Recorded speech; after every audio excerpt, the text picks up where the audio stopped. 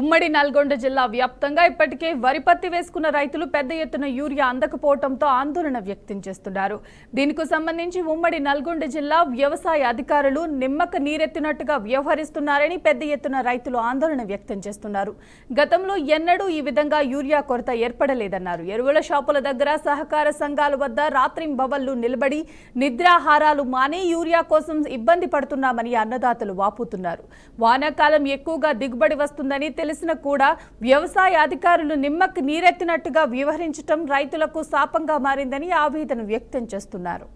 ఉమ్మడి నల్గొండ జిల్లా వ్యాప్తంగా ఇప్పటికే వరి పత్తి వేసుకున్న రైతులు పెద్ద ఎత్తున యూరియా అందకపోవడంతో ఆందోళన వ్యక్తం చేస్తున్నారు. దీనికి సంబంధించి ఉమ్మడి నల్గొండ జిల్లా వ్యవసాయ అధికారులు నిమ్మకు నీరెత్తినట్టుగా వ్యవహరిస్తున్నారని పెద్ద ఎత్తున రైతులు ఆందోళన వ్యక్తం చేస్తున్నారు.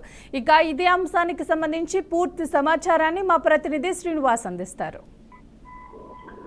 ఉమ్మడి నల్గొండ జిల్లా వ్యాప్తంగా చూసుకున్నట్లయితే ఇప్పటికే పూర్తిగా వరి రైతులు పెద్ద ఎత్తున ఆందోళన చెందుతున్నారు. యూరియా దొరకక ఆగ్రోస్ సంబంధించినటువంటి షాపుల దగ్గర పడిగాపులు కాస్తున్నటువంటి పరిస్థితి. ఇకపోతే నల్గొండ జిల్లా వ్యాప్తంగా ఉన్నటువంటి మంత్రులు, ఉమ్మడి నల్గొండ జిల్లా మంత్రులు కూడా ఆ రైతుల గోడు పట్టించుకునేది లేదంటూ పెద్ద ఎత్తున రైతులైతే ఆందోళన చెందుతున్నారు. దీనికి సంబంధించి ఇప్పటికీ నల్గొండ జిల్లా కేంద్రంలోని మంత్రి కోమరెడ్డి వెంకరెడ్డి పలుమార్లు వచ్చినప్పటికీ అనేక సార్లు రైతులు గోడు విడిపించుకున్నారు. అయినా కూడా పట్టించుకొని మంత్రి కోమరెడ్డి వెంకరెడ్డి పలుమార్లు రైతు సంక్షేమ ధ్యేయంగా పనిచేస్తున్నటువంటి ప్రభుత్వం అని చెప్పే కాంగ్రెస్ పార్టీ మంత్రులు ఇక్కడ రైతుల గోడు పట్టించుకోవట్లేరని పెద్ద ఎత్తున ఆవేదన వ్యక్తం చేస్తున్నటువంటి పరిస్థితి.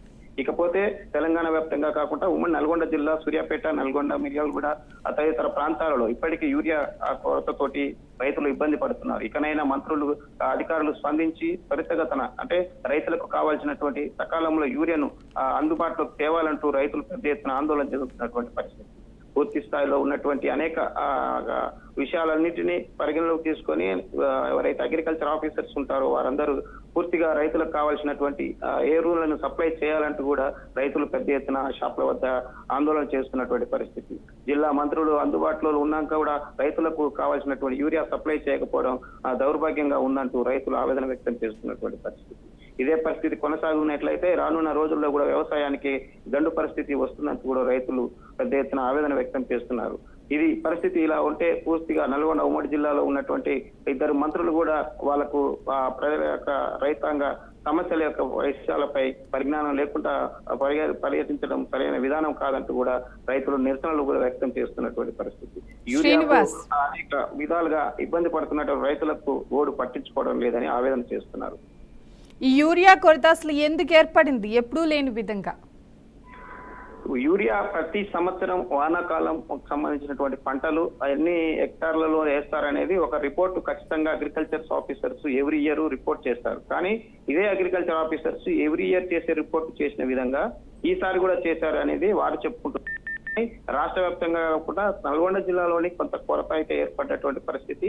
ఈ జిల్లా మంత్రులైనటువంటి కోమరెడ్డి వెంకరెడ్డి కావచ్చు, ఉత్తమ్ కుమార్ రెడ్డి, ఇక్కడ ఉన్నటువంటి రైతులు ప్రధానంగా మంత్రి కోమరెడ్డి వెంకరెడ్డి ప్రాతినిధ్యం చూస్తున్న నల్గొండ నియోజకవర్గంలోని ఎస్ఎల్బిసికి సంబంధించినటువంటి కెనాల్ కూడా పెద్ద ఎత్తున ఇక్కడ నాట్లు వేశారు. దీనికి సంబంధించినటువంటి వర్షాభావం కూడా ఎక్కువ ఉండడంతో ఈసారి కొంత ఎక్కువనే రైతులు భూమిని సాగు చేసుకున్నటువంటి పరిస్థితి. అయినా చొరవ చూపి మంత్రి ఇప్పటికైనా ఇవ్వాలి అనేది ఒక రైతులైతే ఆవేదనగా ఉన్నటువంటి పరిస్థితి.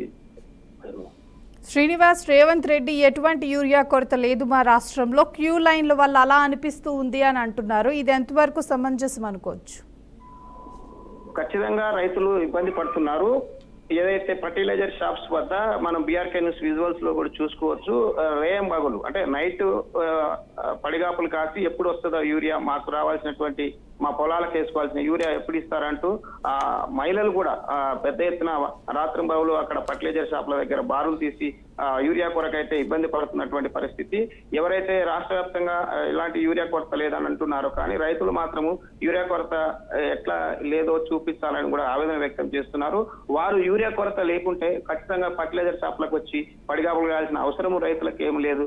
అక్కడ ఉండాల్సినటువంటి ఫర్టిలైజర్స్ లో ఉన్నటువంటి విషయాలు కూడా వారు పదే పదే చెప్తున్నారు. ఈసారి రావాల్సిన యూరియా కంటే తక్కువ శాతం వచ్చింది కాబట్టి ఇబ్బంది పడగలిగిన పరిస్థితి ఏర్పడదని కూడా ఫర్టిలైజర్ యజమానులు చెప్తున్నారు. కానీ అగ్రికల్చర్ ఆఫీసర్స్ ఎవ్రీ ఇయర్ ఇచ్చే రిపోర్ట్ మాత్రమే ఈ ఇయర్ కూడా ఇచ్చాము, ఇక్కడ రావాల్సినటువంటి యూరియా సకాలంలో రావట్లేదంటే అగ్రికల్చర్ ఆఫీసర్ కూడా ఆ చేతులు ఎత్తేస్తున్నటువంటి పరిస్థితి.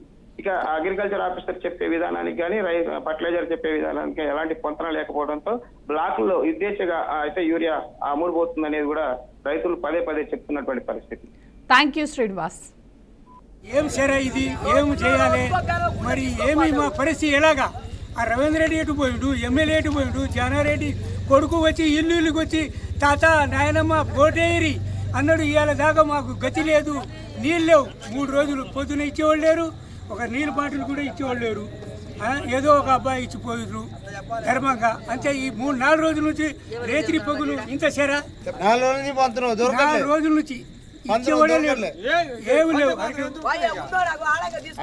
దొరకట్లే, ఇచ్చేవాడే లేడు. ముక్కు వచ్చినా ముందర మొదలే సాస్తాడయ్యా. కేసీఆర్ వెళ్తా మంచి మనిషే లేడు.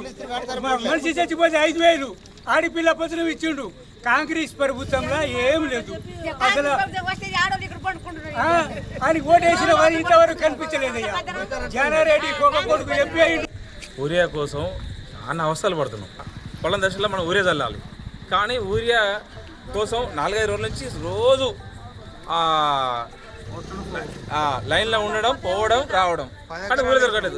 ఇచ్చిన తెలుసా ఎకరానికి కూడా ఒక పర్సన్కి 2 కట్టలు. ఇప్పుడు నేను మోతా చేస్తాను ఒక 10 ఎకరాలు. మరి ఎన్ని ఎకరాలు చేస్తే నాకు ఆ యూరియా కట్టలు రావాలి చెప్పు. ఒక పర్సన్ 2 కట్టలు ఇస్తే నేను 10 ఎకరాలు మోతా చేస్తాను అనుకో, ఎన్ని కట్టలు కావాలి నాకు? ఎన్ని రోజులు తిరగాలి?